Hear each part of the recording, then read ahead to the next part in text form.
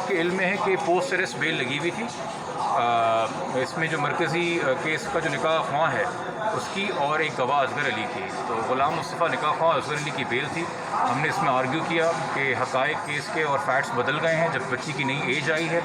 उसके अलावा जो निकाह ख्वां के हवाले से स्पेसिफ़िक इंस्ट्रक्शंस हैं लाहौर हाई कोर्ट्स की भी और सिंध के कवानीन के हवाले से भी कि जब तक वो एज वेरीफाई ना कर लें, क्रेडेंशियल्स वेरीफाई ना कर लें, नादरा के डॉक्यूमेंट्स ना देख लें, वो निकाह नहीं करवा सकते।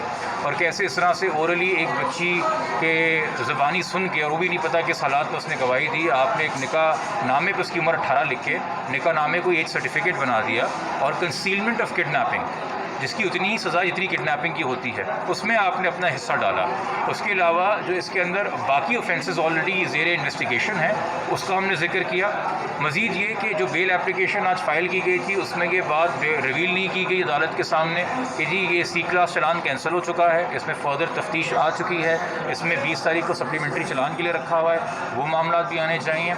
और फिर क्रिमिनल मैटर्स के हवाले से सिंध हाई कोर्ट के जो रीसेंट जजमेंट्स हैं, देखिए बच्ची की स्टेटमेंट पे अभी तक जो बात सारी हो रही है वो हफ्ज़े बेजा के अंदर रिलाई किया गया था। टेंटेटिव केस होता है कि बच्ची को छोड़ना है कि नहीं।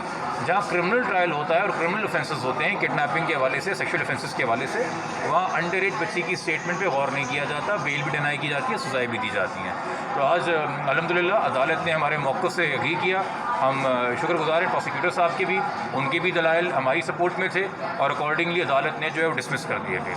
Thank you sir, thank you.